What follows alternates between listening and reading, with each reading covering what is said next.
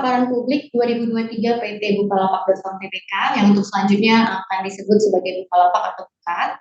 Dengan pemaparan pertama yang akan saya sampaikan yaitu sekilas perusahaan.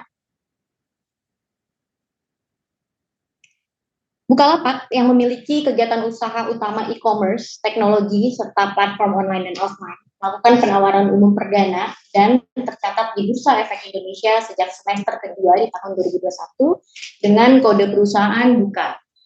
Memasuki tahun ketiganya sejak menjadi perusahaan terbuka, Bukalapak terus berupaya untuk mengembangkan kegiatan usahanya dengan berlandaskan pada prinsip-prinsip tata kelola perusahaan yang baik, yang juga sejalan dengan visi misi Bukalapak, yaitu menciptakan ekonomi yang adil bagi semua dengan memberdayakan usaha mikro, kecil, dan menengah offline dan pelapak online yang tersebar di seluruh penjuru Nusantara melalui penggunaan teknologi. Harapan kami pada akhirnya kami tidak hanya dapat memberikan manfaat bagi para pemegang saham, namun juga bagi para pelaku UMKM sebagai salah satu pemangku kepentingan kami. Dan kami juga berharap kami dapat memberikan kontribusi yang positif pada upaya pemerintah dalam meningkatkan taraf hidup masyarakat.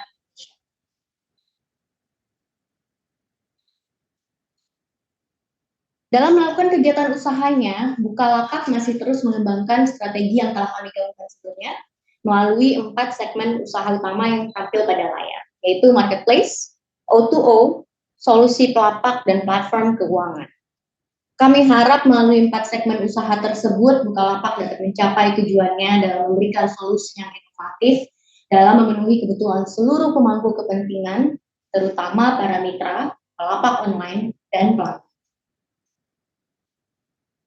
Sebagai bagian dari strategi usaha, Bukalapak memanfaatkan platform mitra Bukalapak, general marketplace, dan saluran online lainnya. Hal ini untuk menarik sekaligus meningkatkan traffic online dan specialized platform yang memiliki take rate lebih tinggi untuk meningkatkan profitabilitas. Salah satu contoh dari specialized platform yang berhasil kami kembangkan untuk meningkatkan profitabilitas adalah atau, yang merupakan marketplace produk virtual game.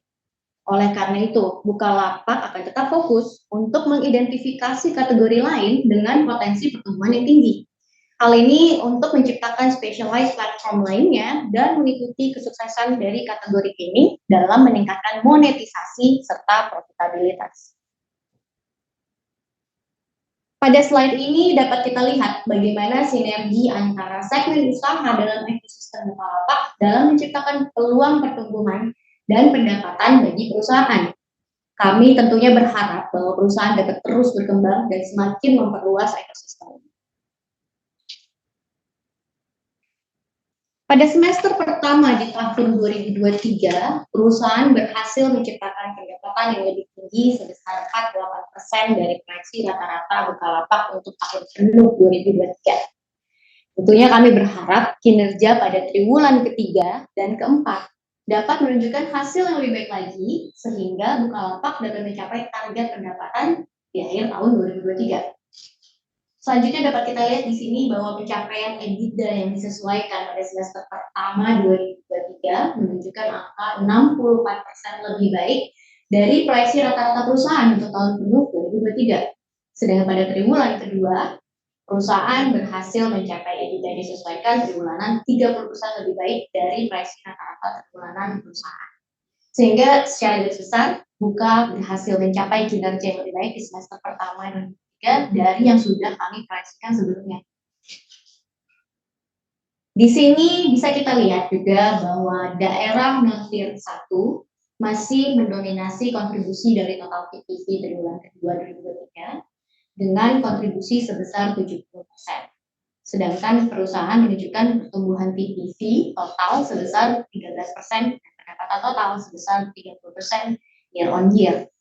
Sedangkan sampai dengan akhir triwulan kedua di tahun 2023, jumlah mitra Bukalapak yang terdaftar adalah 17,1 juta dengan pertumbuhan PTV tercatat O2O yaitu sebesar 4% dan pendapatan O2O sendiri sebesar 5% year on year. Nah, informasi lebih lanjut mengenai kinerja perusahaan di triwulan kedua 2023 dan semester pertama 2023 akan disampaikan oleh rekan saya Lebih, dan informasi tersebut juga telah kami sampaikan kepada publik pada tanggal 31 Juli 2023. Dan Bapak Ibu juga dapat mengakses informasi tersebut pada situs web kami, situs web Bukalapak. Okay, without further ado, I hand over the next presentation to reading. Carl, the floor is yours. Lovely. Selamat siang semuanya di public exposé, and thank you to my colleague Ibu Chutfika Lutfi for the introduction and fantastic organisation in coordinating this event. I think we've established over our short life as a listed company, and before that as a private entity, that we really do put our merchants and the millions of MSMEs who use our app right at the very centre of what we do. Whether it's through the marketplace app, which attracts a third-party intermediary to support transactions between consumers and merchants, or through the O2O business, known as Mitra, to help traditional retailers compete with modern trade by offering additional digital services such as remittance, mobile phone top-ups, utility bill payments, e-travel ticket services, and mobile gaming vouchers. Those Mitras who use our app don't just benefit from the digital services though, as there's big benefits on the physical goods that those Mitras procure. We've lowered the price of goods at which Mitras can buy to make it the most competitive price around. We've offered them more choice and selection and reduced the supply chain so they receive the products delivered to their door, all of which dramatically increases the profit margins for these micro businesses. The mission, which was established almost a decade ago, remains. We need to serve the underserved, and we need to improve the lives of the millions of small business entrepreneurs in Indonesia, not only for profit, but for the betterment of society. As Ibu Ichut has said, remember that 70% of our business originates outside of Tier 1 cities, where the market is most underserved. We're a company that genuinely looks out for the broader Indonesian population and tries to be as inclusive as possible for all entrepreneurs that want more exposure in Indonesia. Now, can we just go back to slide 11, as there's, I think, a little bit more to say, given it's quite a busy slide. Operator, can you go back to slide 11?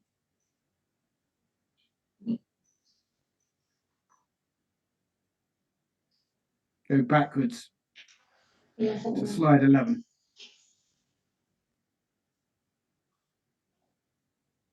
There we go. So I just want to sort of run through this in just a little bit more detail, because I think it's really how the business model generates both consistent growth and the sustainable profitability that we talk about through the combined ecosystem of the marketplace and the Mitra business. So essentially, we're looking to leverage our Mitra infrastructure. So, for example, by adding new digital revenue streams, one of which is Itemku.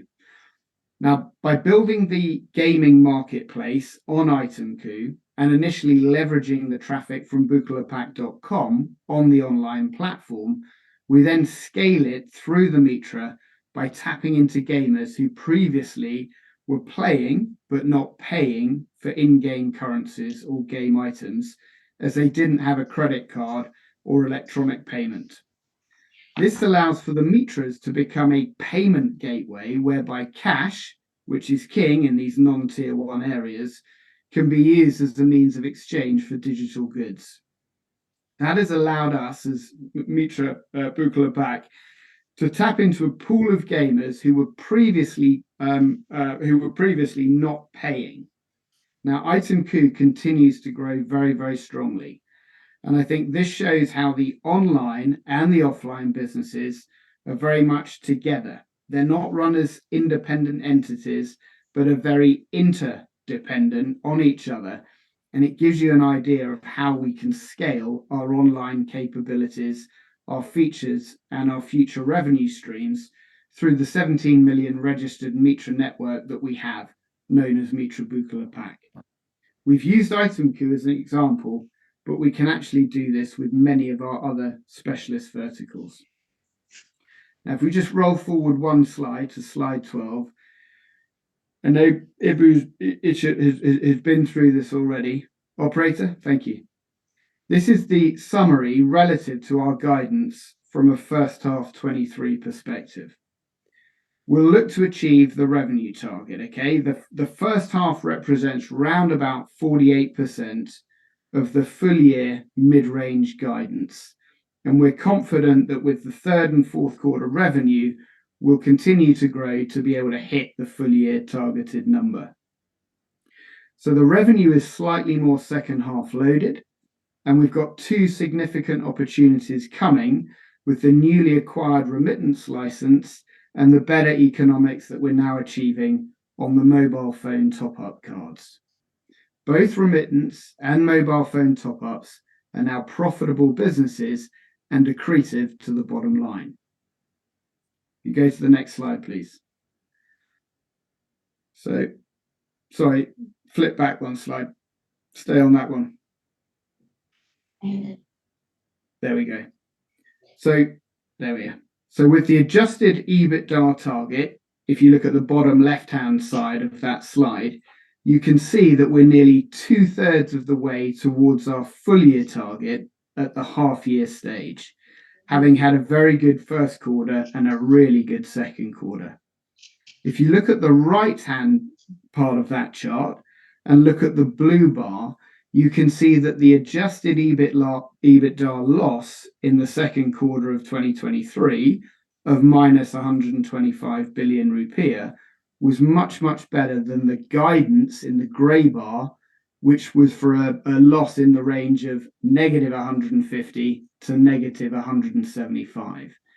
So that negative 125 number that we actually delivered in the second quarter was originally where we thought we'd be at the end of the third quarter. So business is tracking well. We go on to slide 13, please.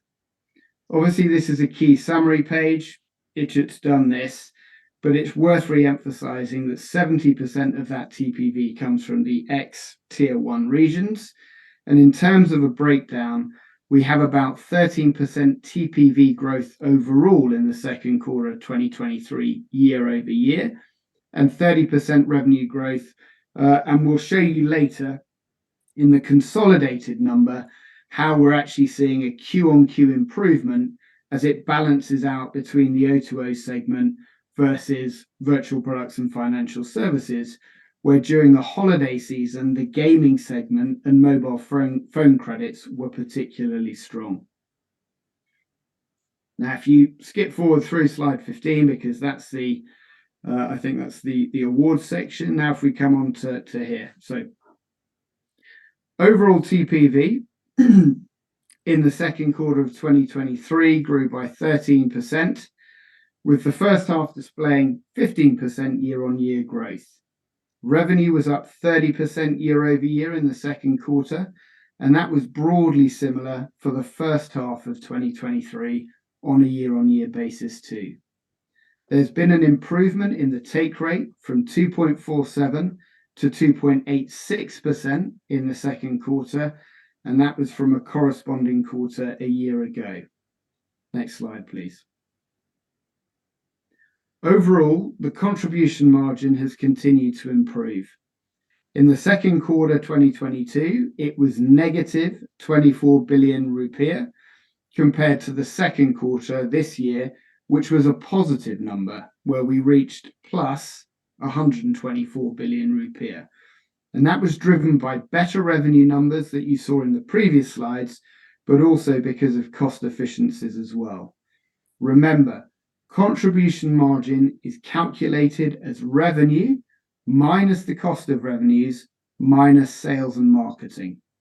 Now, on the left-hand side of that slide, you can see that not only has overall sales and marketing declined from 273 billion to 171 billion rupiah year on year, but that number as a percentage of TPV has also declined dramatically from about 0.75% of TPV to less than 0.5% of TPV. Next slide, please. Now, on this slide, on the EBITDA includes the mark to market of Bank Halo. And as you'll well know, that is measured by the closing price of the listed entity, ticker BBHI, at the close of the quarter. Now, we also present our numbers removing the Bancalo variable, given that we've no control over the share price. And that's how we get the adjusted EBITDA number of negative 125 billion rupiah in the second quarter. Now, that was a 40% Q-on-Q improvement and a 65% year-over-year improvement. In terms of the cash position at the half-year mark, we stood at 19.8 trillion rupiah, and that includes cash deposits, mutual funds, money market funds, government bonds that we hold, which are liquid. Next slide, please. Now, this is a slide on the O2O, or the Mitra part of the business. And remember, the second quarter was a seasonally affected period due to the timing of Lebaran, which moves forward on average by about 2 weeks a year. Now, leading up to Lebaran, you see a seasonally strong period as people stock up, and then during the holiday, and then there's a softer period as people close their shops and spend time with their families immediately after. However, despite the seasonality, the improvement in the terms of the TPV, the revenue, and the take rate was relatively strong. Physical grew 9% year on year, and virtual products, financial services were more flatter, but we've got 5.1 million active Mitras, with TPV per Mitra on a year-on-year basis improving nicely. I think there are several takeaways from the results that we'd like you to focus on. Number one would be, although the TPV on a Q-on-Q basis may seem to be relatively flat, look at the improvement in revenue. It's up 30% year over year. And that's due to the success in selling more higher take rate products. On the Mitra side, yes, it captures some of the seasonality, but we have seen a pickup in the marketplace from virtual products during the holiday season, particularly on the gaming side. Number three, the take rate improvement is very pleasing to us. You can see that the O2O, so that's the Mitra business, take rate went from 2.75% to 2.83%. So decent growth in that business, and the marketplace take rate now exceeds 3% for the first time.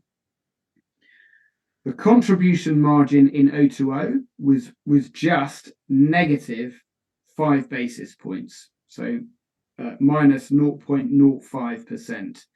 Now, we've got the approval for the remittance license. That is in the process of being integrated, so we should start to see that drop through into the third quarter and fourth quarter numbers and bring that contribution margin to a positive in the Mitra business. The adjusted EBITDA figure, which we would urge you to look at, is now negative 125 billion. That's a 40% improvement Q on Q, and that is ahead of schedule. Just be aware that both the EBITDA number and the net income number, there is that impact from the market to market of Bancalo. And obviously that does depend on the closing price of Bancalo at the end of the quarter, and is obviously less predictable and an element that we have no control over. Now, we've shown that over 6 successive quarters, our business model works. Our growth is not fueled by subsidies, but by improving the supply side part of the equation, by sourcing curated goods at better, long-term sustainable prices and passing that on to our consumers. There's been a particular focus this year on product mix and fixing the take rate drag by selling more higher margin, higher take rate product. An example of which is Itemku, which has a high single-digit take rate. The focus remains to be profitable in the fourth quarter, but also to then generate sustainable profit growth as we move into 2024, 25 and beyond. Now, we get asked a lot by different people who are interested in bukalapak.com whether we could speed things up so that we reach profitability sooner, possibly by the third quarter. Yes, we could have done that, but we've opted not to, because if we push for profitability sooner, the sustainability aspect of the profit number comes under threat, because it comes at the cost of not being able to build out and invest in the future revenue streams in the coming years. So as much as becoming profitable is key, and it is, we also want to ensure that that profitability growth can continue into those outer years. That's enough from me. Shall we open the Q&A session? Thank you, Ibu Chut and Mr. Carl, for your complete explanation regarding the Quarter 2 2023. Let me share the key points from the detailed explanation in Indonesian to the journalists. Melalui pemaparan Ibu Chut dan Mr. Carl, beliau telah menyampaikan bahwa adanya penguatan kinerja dengan pertumbuhan TPV dan pendapatan yang kuat di kuartal 2 2023. Kemudian, margin kontribusi perseroan mencapai profitabilitas pada kuartal kedua 2023. Yang terakhir, pendapatan O2O menunjukkan pertumbuhan yang kuat di kuartal kedua 2023. Dan secara keseluruhan, Bukalapak ingin membuat perdagangan memungkinkan bagi semua orang di mana saja dengan membuka lebih banyak peluang bisnis dan mendorong kemakmuran masyarakat. Seperti yang tadi sudah disampaikan oleh Mr. Carl, bahwa misi Bukalapak tidak hanya untuk keuntungan semata, namun untuk mendukung kemudahan dan lahirnya semakin banyak pengusaha di Indonesia. Tidak hanya itu saja, masih ada beberapa poin penting yang akan disampaikan oleh Ibu. Silakan Ibu. Sebagai akhir dari pemaparan kinerja, kami juga ingin menyampaikan bahwa sampai dengan semester pertama 2023 ini, perusahaan juga berhasil meraih berbagai penghargaan dan pencapaian, sebagaimana ditampilkan pada layar, yaitu antara lain yang pertama Employer Branding Star dari Link Award, dan yang kedua Best Companies to Work for in Asia dari HR Asia, dan yang ketiga yaitu Top 10 Companies with the Best Learning and Development atau L&D and Knowledge Management dari SWA dan LEM FEB UI. Selain itu, Buka juga mengambil peran aktif dalam upaya pelestarian lingkungan melalui program Akar Kebaikan bersama Bukalapak yang ditandai dengan penanaman 1.200 benih pohon di hutan organik yang terletak di Megamendung, Bogor. Bukalapak juga melakukan pemberdayaan bisnis perempuan melalui pemanfaatan teknologi yang dilakukan melalui kegiatan Buka 10.000 peluang. Itu saja dari kita, terima kasih.